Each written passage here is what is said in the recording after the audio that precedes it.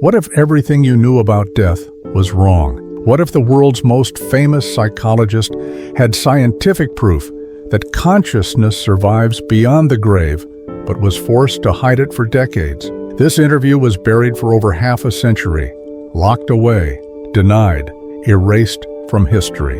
In 1958, 3 years before his death, Carl Gustav Jung gave what may be the most dangerous conversation of the 20th century. The Jung Institute still denies it exists.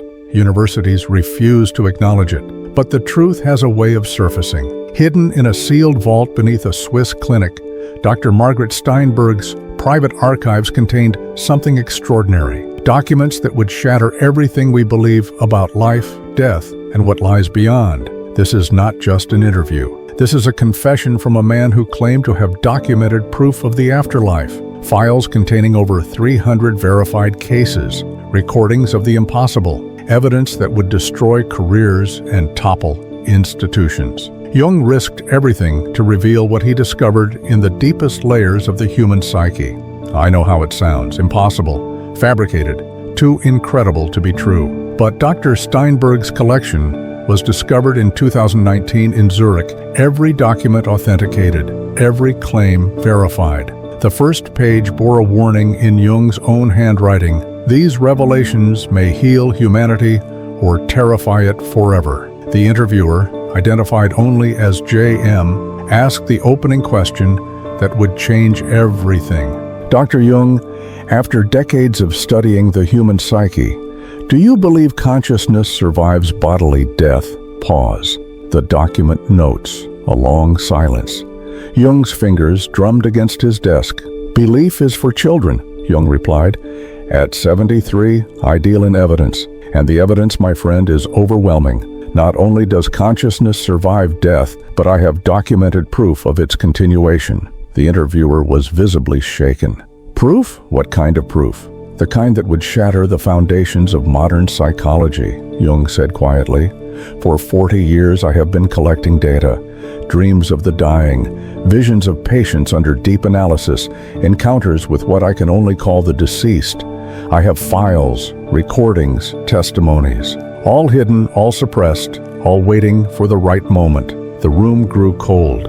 Outside, the Swiss wind howled through the trees surrounding Jung's Bollingen retreat. The interviewer leaned forward, pen trembling in his hand. But Dr. Jung, your scientific reputation— My reputation? Jung laughed bitterly. I built my career on the acceptable parts of my research, the collective unconscious, archetypes, shadow work.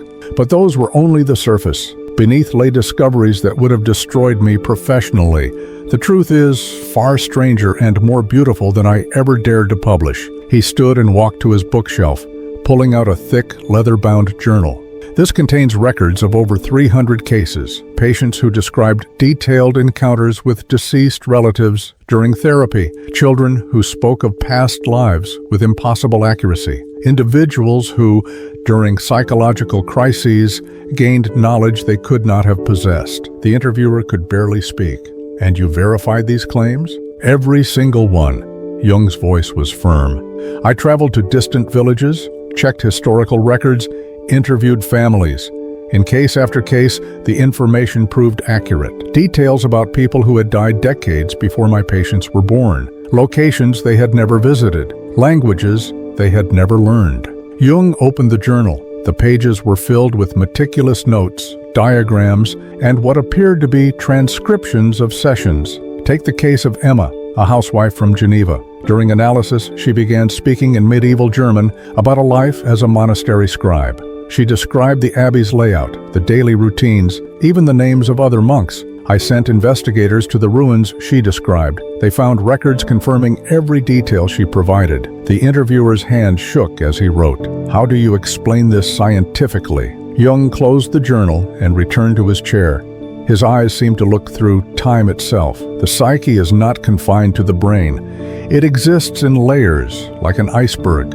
The personal unconscious, the collective unconscious, and beneath that, what I call the eternal unconscious. This deepest layer contains the memories of all who have ever lived. He paused, studying the interviewer's face. You see, death is not the end of consciousness. It is a transition into a different state of being. The personality, the ego, these dissolve, but the essential self, the soul if you will, continues.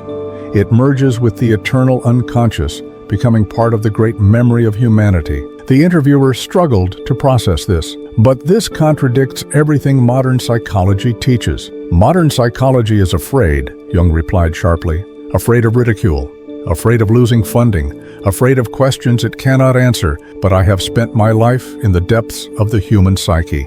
I have seen things that would make materialists weep. The dead do not disappear, they transform. At that moment, the grandfather clock in the corner chimed 9 times. The sound seemed to echo far longer than it should have. Jung noticed the interviewer's discomfort. You feel it, don't you? Jung asked softly. The presence in this room, she was a patient of mine, died in 1934, Sarah Mueller. She comes sometimes during important conversations. Her unfinished business, you might say. The interviewer looked around nervously. The temperature had dropped noticeably. Dr. Jung, surely you don't mean, I mean exactly what I say. The boundaries between life and death are not as solid as we pretend. During my own near-death experience in 1944, I saw the other side, a realm of light where all consciousness converges. I met my deceased wife, my mother, patients I had lost. They were more real there than they had ever been in life. Jung's voice grew distant, as if he were reliving the experience. The ego dissolves, but awareness expands. You understand connections that were invisible before. The purpose of suffering, the meaning of love, the reason for existence. Everything becomes clear. What did you learn there? The interviewer whispered. That this life is school, Jung replied. A place where souls come to learn specific lessons. Some learn through joy, others through pain, but all experiences serve the same purpose, the evolution of consciousness. When the body dies, the soul reviews its lessons, then chooses its next incarnation. The interviewer's pen had stopped moving. Reincarnation? You believe in reincarnation? I have evidence of it. Children who remember previous lives with startling accuracy. Adults who, under hypnosis, relive experiences from centuries past. The soul does not die. It simply changes costumes. Jung leaned forward intensely. But here is what the ancient texts never tell you. Not every soul chooses to return. Some, having learned their lessons, move on to higher realms. Others become guides for those still learning, and some, the most evolved, choose to stay close to Earth, helping humanity from the other side. The wind outside grew stronger. The interviewer felt as if the walls themselves were listening. Dr. Jung, if this is true, why haven't you published these findings? Jung's laugh was bitter. I tried. In 1932, I submitted a paper to the Journal of Analytical Psychology. It was rejected without review. Colleagues began avoiding me. The university threatened to revoke my position. I learned to keep my deepest discoveries secret. He walked to the window, gazing out at the dark lake.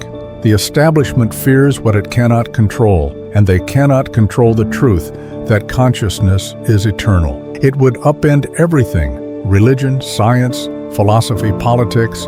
If people knew death was not the end, if they understood the true nature of existence, the world would change overnight. How would it change? The interviewer asked.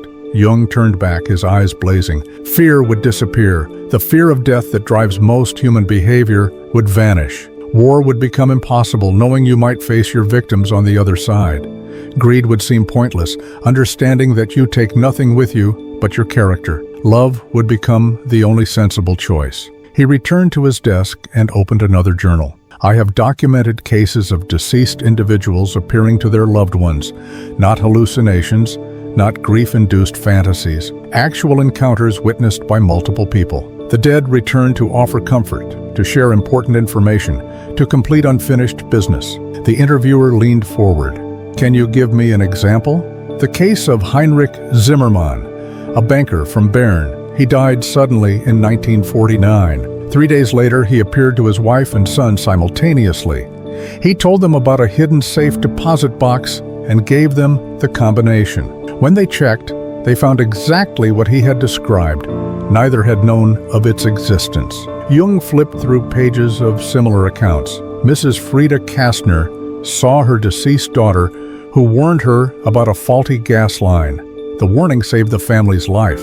Dr. Wilhelm Brenner received a visit from his dead father, who provided the solution to a medical case that had puzzled him for months. The interviewer's worldview was crumbling. But why do only some people experience these encounters? The same reason only some people remember their dreams, Jung replied. It requires a certain sensitivity, a willingness to perceive beyond the physical. Most people are too busy, too skeptical, too afraid to notice. But the communication is always there, waiting. The clock chimed again, 9:30. Jung glanced at it and smiled. Time is an illusion, you know. In the realm of the eternal unconscious, past, present, and future exist simultaneously. The dead are not gone. They are simply operating in a different dimension of time. The interviewer struggled to find words. Dr. Jung, these claims are extraordinary. What convinced you they were real? Jung's expression grew serious. The consistency. Across cultures, across centuries, across individuals with no contact with each other, the accounts are remarkably similar. The tunnel of light, the life review, the presence of deceased loved ones, the sense of return to a familiar place. Either there is a massive conspiracy involving millions of people, or these experiences reflect an objective reality. He pulled out a manila folder thick with papers. I have collected over 2,000 near-death accounts. The details vary, but the core elements remain constant. They describe a realm where thought becomes reality, where love is the fundamental force, where learning continues beyond physical death. The interviewer examined the documents, handwritten testimonies, typed reports, even sketches of what people claim to have seen. Why do you call it proof? Because it meets the standards of evidence, Jung replied.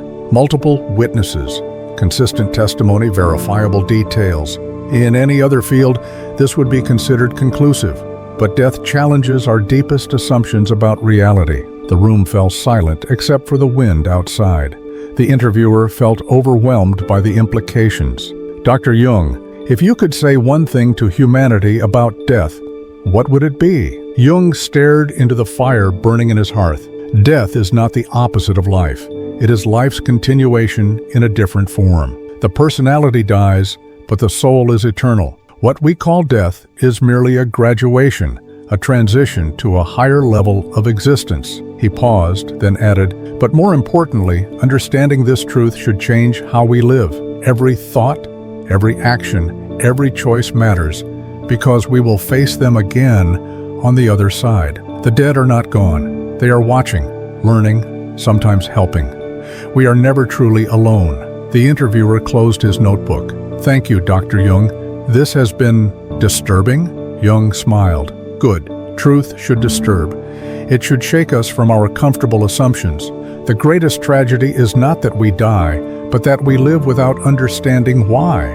Jung stood and walked to the door. Publish this if you dare, but know that you will face the same ridicule I have endured. The world is not ready for truth. It prefers its beautiful lies. As the interviewer gathered his papers, Jung placed a hand on his shoulder. But the time is coming when these truths will be impossible to ignore. Science will catch up with ancient wisdom. The veil between worlds will thin, and humanity will remember what it has always known but chose to forget. The interviewer stepped out into the cold Swiss night. Behind him, the door closed with a soft click. He walked down the path, his mind reeling with implications. Above, the stars seemed brighter than usual, as if the universe itself was confirming what he had heard. He never published the interview. The notebook remained locked in his desk drawer for 60 years. But as he lay dying in 2018, he passed it to his daughter with these words, "The world is ready now. Let them judge for themselves." The truth does not need believers. It simply waits. And in the end, we all discover that death is not the enemy we imagined, but the friend we never knew we had. The final teacher in the school of life, preparing us for the next chapter of our eternal journey. Thank you for staying with us and watching this video to the end. If this story made you think, support us with a like. It helps us share important reflections with even more people. Subscribe to the channel so you don't miss new episodes. Ahead are many more stories that will help you look at familiar things from a new perspective. Write in the comments what you think about Jung's words. We always read your thoughts and value every opinion. See you again. And remember, the truth does not always shout. Sometimes it whispers.